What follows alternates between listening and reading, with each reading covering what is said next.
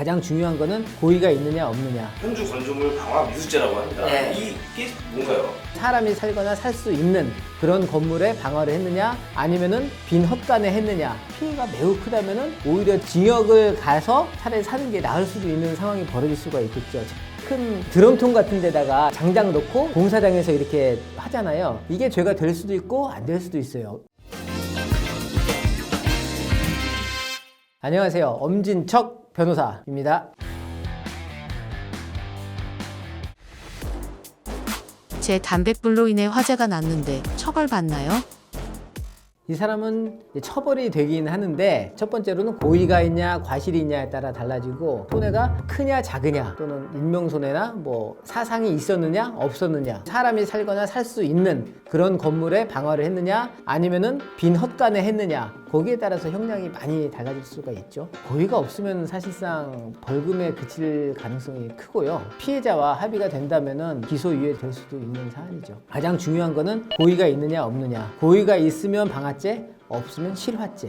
이 사건 같은 경우는 이제 제가 담당해보기도 한 사건이었습니다. 술을 마시고 잠시 쉬러 밖에 나왔다가 담배를 피고 툭 던지고 갔는데 그게 하필 옆에 있는 전기선이 많이 하필 또 있었는데 옮겨 붙어가지고 그게 이제 탔어요. 이게 고의가 있냐 없냐. 고의가 없는 걸로 좀 잘 처리된 경우가 있습니다. 근데 그 사건 같은 경우는 사실 거기에 탈만한 것도 없었고 하필 우연히 전선 가닥만 좀 있었을 텐데 그게 다 탈 것이라고는 이제 생각하기 어렵기 때문에 이제 실화가 되지만은 만약에 주유소라면 얘기가 달라지죠. 사방에 기름이 많이 있는데 담배를 피우고 있다가 이렇게 탁 던졌다. 굉장히 위험하겠죠? 주유소 가시다 보면은 여기에서 담배 피지 마세요. 인화물질 주의하세요. 그만큼 거기에는 화재가 날 우려가 크다는 거겠죠. 그럼에도 불구하고 만약에 담배를 피우다가 주유소에 불이 났다? 그러면 미필적 고의가 인정될 수도 있을 것 같네요.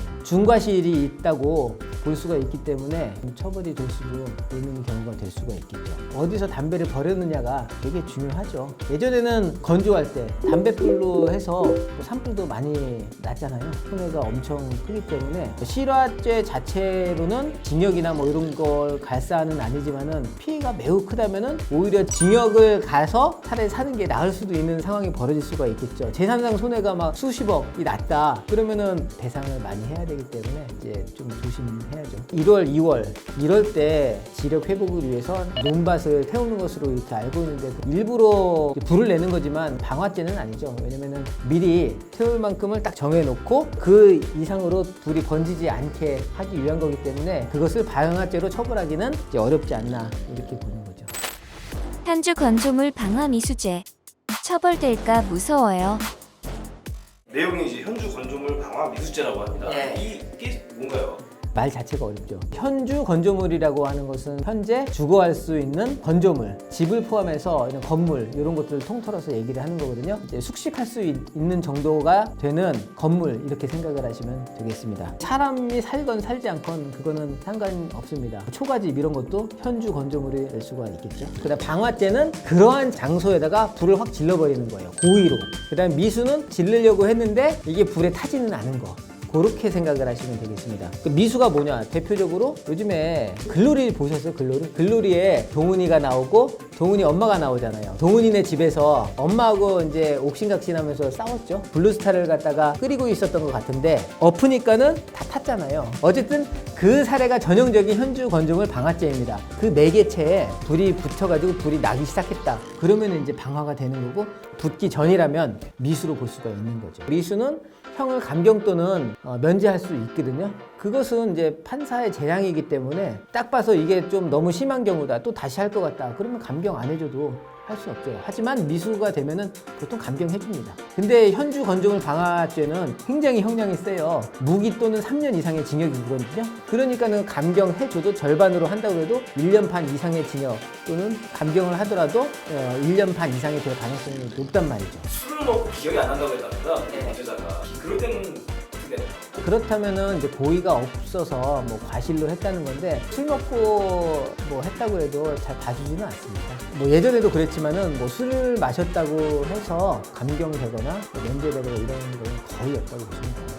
차라리 그렇게 주장할 바에야 변호사를 찾아오십시오. 내수인 물건을 태우는데 되지요. 건물이나 건조물 이런 게 아니잖아요. 그래서 일반 물건 방화죄라고 하는 거예요. 그래서 만약에 이 옷을 태운다. 그럼 이게 죄가 될 수가 있어요. 태워서 그냥 없애야 되겠다 하면은 큰 드럼통 같은 데다가 장작 넣고 공사장에서 이렇게 하잖아요. 거기다가 만약에 내 옷을 넣었다. 아무 죄도 아니죠. 근데 이걸 갖다가 집에서도 태울 수가 있죠. 의류 투고함에다가 버리면 될 걸 갖다가 굳이 집에서 이걸 태운단 말이에요. 이게 죄가 될 수도 있고 안 될 수도 있어요. 이거는 일반 물건 방화죄라고 하는데요. 요거 태운다고 해서 안 위험할 수가 있거든요. 그냥 플러스 알파가 있어야 되는데 그 플러스 알파가 뭐냐? 공공의 위험. 공공의 위험이 이제 초래되면은 일반 물건 방화죄라고 하는 것이 성립이 됩니다. 그러니까 방화죄의 핵심은 뭐냐면은 왜 처벌하느냐? 이게 어떤 물건의 기능을 손상하는 데 집중된 게 아니에요. 공공의 위험이라고 하는 사회적 이익을 위해서 규율하는 그 규정이거든요. 그러니까 여기서 중요한 거는 공공의 이익이다. 따라서 공공의 이익이 가장 큰 거는 사람 생명이 가장 중요한 거 아닙니까? 사람 생명이 가장 중요한 게 현주 건조물 방화죄. 그 다음에 건조물 방화죄. 그 다음에 일반 물건 방화죄. 이렇게 되는 거죠.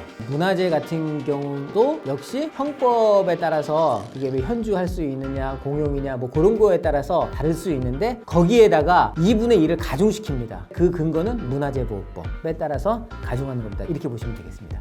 요즘 따뜻한 봄날 친지들과 나들이를 많이 하시는데요. 담배 피시는 애연가들 담배를 좀 조심하셔야 될 것 같고 뭐 본의 아니게 불이 붙거나 그러면 실화죄에 걸릴 수도 있고 그렇게 되면은 재산적 손해를 매우 많이 배상해야 될 가능성이 크기 때문에 그 점 조심하고 삼가해 주시기 바랍니다. 그리고 이번 기회에 담배도 끊는 것이 좋지 않을까 생각됩니다. 다음에 더 유익한 주제로 찾아뵙겠습니다. 감사합니다.